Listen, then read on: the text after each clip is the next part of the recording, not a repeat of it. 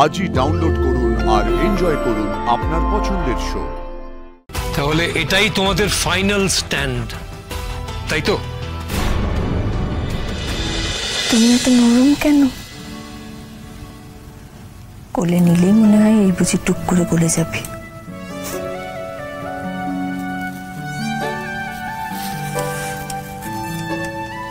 এখন খুব ঘুম না? রাত হলেই আমাকে জ্বালাবে, তাই তো? ট্যাঁ ট্যাঁ করে বাড়ি মাথায় করা হবে।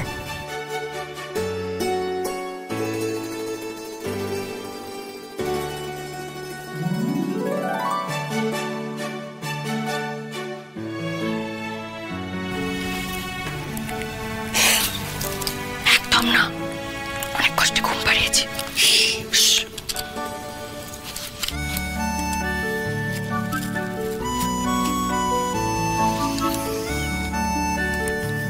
ওকে দেখে কিন্তু যে কেউ বলবে আমার মেয়ে।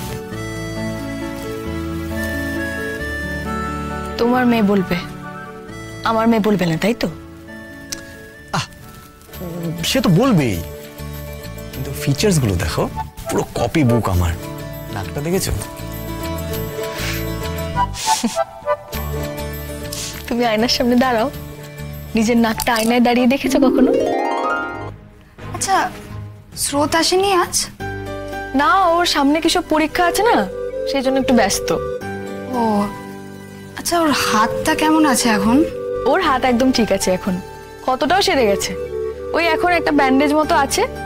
মা গো, যা কাণ্ড হয়েছিল, আমার তো শুনেই মাথার ফিউজ উড়ে গেছে। ওরকম একটা জায়গায় ক্যাম্পে গিয়ে গুলি খাওয়া, ডাক্তারদের কিন্তু হেভি চাপের লাইফ, যাই বলো। হসপিটালে টেনশন, ক্যাম্পে গিয়ে সাধারণ লোকেদের চিকিৎসা করতে গিয়ে টেনশন, আর তার উপরে গুলি ফুলি খাওয়া তো একেবারে চরম ব্যাপার। হ্যাঁ, আর এই অদ্ভুত ঘটনাগুলো ওর সাথেই হয় বেশি করে। উনিও তো একটু দোষী টাইপের, একটু বেপরোয়া ম্যাডাম আছেন না? আচ্ছা, এখন তো ওই কেসটার ব্যাপারে কাগজে খবর দেখি না। আচ্ছা, নীলাঞ্জনা কি সত্যি সত্যি এই গ্রুপটার সাথে জড়িত, নাকি ওরা ওকে জোর করে ধরে রেখেছে? মনে হয় না। এক্ষেত্রে তুমি যা যা খবর শুনেছো সব সত্যি শর্মী। নীলু মানে নীলাঞ্জনা ওদের সঙ্গে স্বেচ্ছায় ছিল। গড, গেল কি করে ওখানে? আর ওর ওরম ভাবে ওদের দলের সাথে মিশে যাওয়াটা তোমার অদ্ভুত লাগছে না?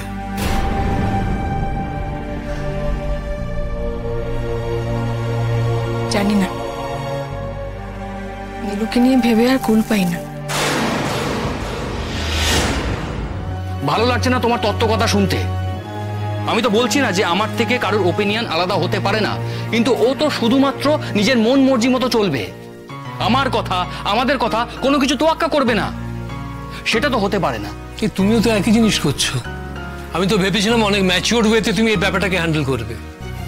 ওর ছেলে মানুষই, ওর চিন্তা, এটা বোঝার চেষ্টা করবে। তুমি তো ওর থেকে অনেক বড়, অভিজ্ঞ। তুমি ওর টেনশনটা, ওর ছেলে মানুষইটা কেন বুঝতে চাইলে না? একটা বারের জন্যও তুমি কি ওকে কাছে ডেকে বলেছো যে স্রোত, তুমি কাজটা বোকামি করেছো? এমন কিছু করা মানে নিজের সঙ্গে অন্য কেউ বিপদে ফেলা, এটা বুঝিয়েছো ওকে?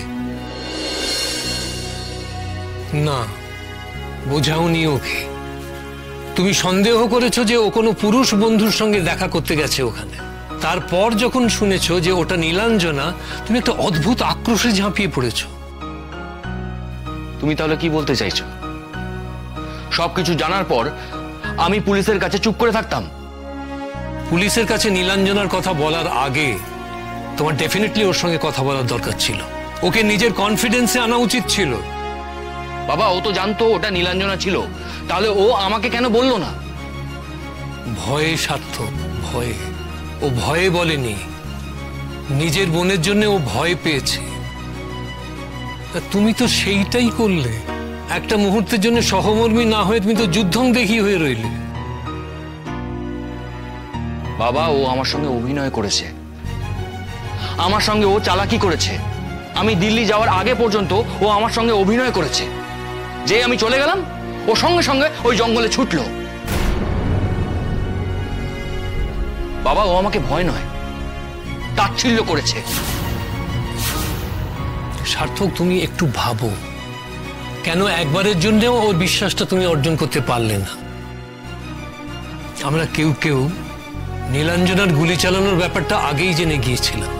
আমি যে বিশ্বাসটা অর্জন করলাম, ওর ক্লাসের বন্ধুরা যে বিশ্বাসটা অর্জন করলো, সেটা তুমি কেন পারলে না? তুমি জীবনের সমস্ত কিছু এত রূঢ়ভাবে হ্যান্ডেল করো।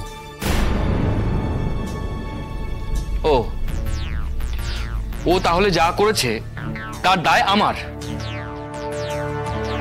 না, আমি যা করেছি তার দায় আমার। বাপি, আমার মনে হচ্ছে সার্থক পুলিশের ঝামেলার ভয় পাচ্ছে। আজ আমি এখানে দাঁড়িয়েই বলে দিচ্ছি, আমি অস্বীকার করব যে ওটা মেজদি ভাই ছিল। পুলিশের কাছে অস্বীকার করব যে আমি ওর সঙ্গে দেখা করতে গেছি। দেখেছো বাবা, তুমি দেখেছো কত বড় মুখ করে বলছে যে পুলিশের কাছে ও স্বীকার করবে না ওটা নীলাঞ্জনা ছিল, অথচ কয়েকদিন আগে ও স্বীকার করেছে যে ওটা ওর মেজদি ছিল। আমি কিচ্ছু স্বীকার করিনি, আমি বলেছিলাম মনে হয় ওটা হতে পারে।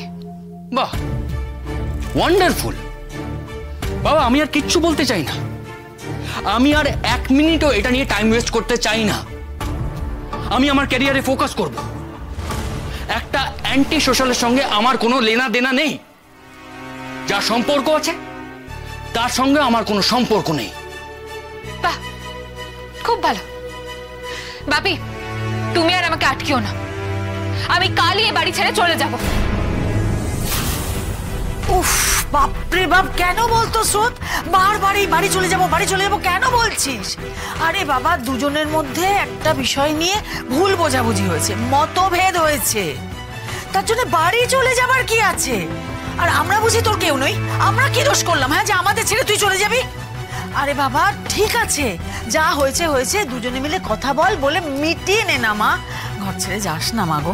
সরি পিসিমণি, আমি চাই না আমার জন্য এই বাড়ির কেউ বিপদে পড়ুক বা আইনি কোনো ঝামেলায় পড়ুক। আমি যা যা করেছি সব দায়িত্ব আমার, আর তার সব ফল আমি নিজেই সামলাবো।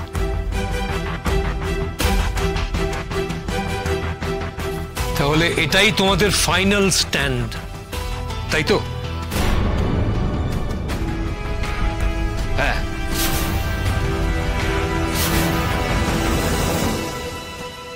ওকে, গুড। তোমরা তোমাদের মতো জীবন কাটাও। সীমা, আমার খাবারটা ঘরে দে, আমার এদের কিছু বলার নেই।